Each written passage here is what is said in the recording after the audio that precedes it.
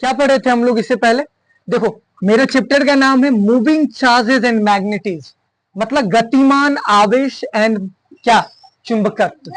इसमें हम लोग नया चैप्टर स्टार्ट करे थे। कौन सा चैप्टर था? Moving charges and magnetism.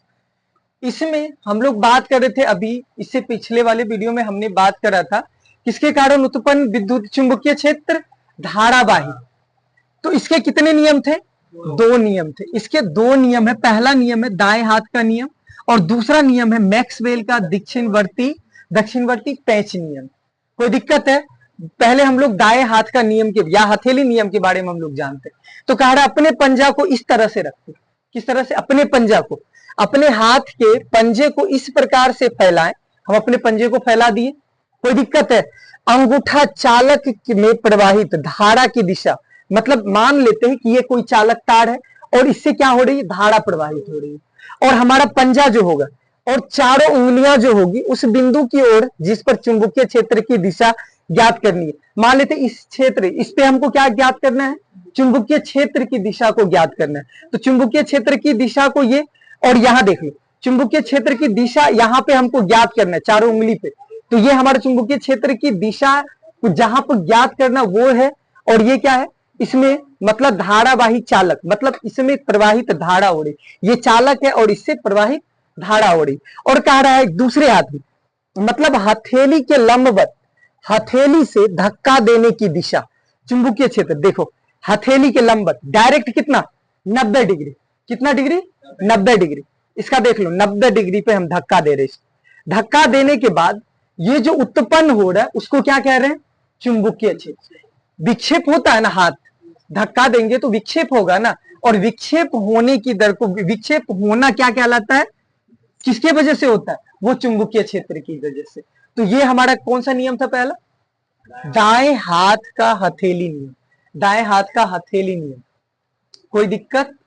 मतलब right hand palm rule. Right hand palm rule पहला नियम तुम्हारा खत्म हो गया। और दूसरा नियम है हमारा मैक्सवेल का दक्षिणावर्ती पेंच नियम, मतलब मैक्सवेल्स राइट हैंडेड, वही है ना, Maxwell's right handed rules, right handed rules. तो इसके अनुसार से मैक्सवेल ने क्या कहा था? जब मैक्सवेल आया उन्होंने भी अपना एक नियम दिया था, और उनका नियम क्या था? यदि किसी पेचकस को, मान लेते ये हमारा पेचकस है, किस हाथ में? दाया हाथ में लेकर के, देखो ये हमारा दाया हाथ है, दाया हाथ में लेकर के पेचकस को, मान लिए ये पेचकस है, मार्कर है लेकिन इसको मानो क्या है? पेचकस है। मान करके चलना ही पड़ेगा, भले ही मार्कर है लेकिन ये क्या है? अभी तो हमारे पास पेचकस नहीं है, तो उदाहरण के लिए हम लोग किसका प्रयोग कर रहे हैं? मार्कर का। मान लेते ये पेचकस है और ये पेचकस की नोक है, ठीक है ना। देखो कह रहा है कि मैक्सवेल का दक्षिणवर्ती पेंच नियम, यदि किसी पेचकस को दायां हाथ में लेकर चारों उंगलियों और अंगूठे की सहायता से, देखो चारों उंगली और अंगूठा है, चारों उंगली और अंगूठा है, इस प्रकार घुमाए कि पेचकस की नोक प्रवाहित धारा की दिशा में, पेचकस की नोक प्रवाहित धारा की दिशा में, जैसे हम लोग इसको मूव करवा रहे अंगूठा और इसके सहायता, पेचकस की नींव किसमें हो? पेचकस की नोक प्रवाहित धारा, मान लो कि पेचकस की नोक जो है प्रवाहित धारा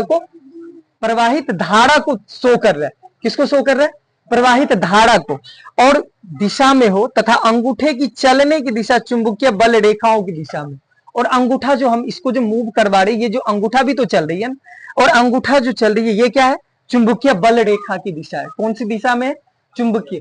तो यही है हमारा किसका नियम? मैक्सवेल का नियम। किसका नियम? मैक्सवेल का नियम।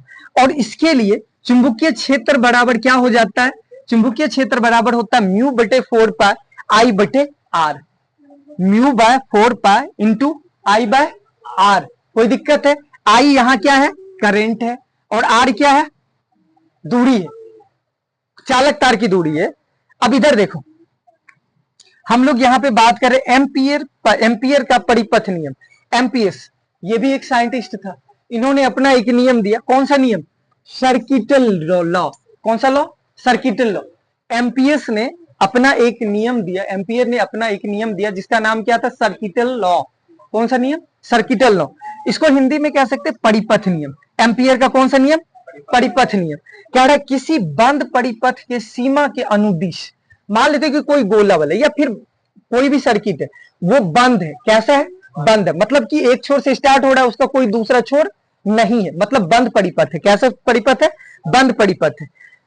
अनुदिश चुंबकीय क्षेत्र बी का रेखीय समाकलन पथ उसके द्वारा, मान लेते इसमें प्रवाहित धारा रेगुलर रूप से चल रही, मतलब ये कैसी है? कुंडली टाइप में।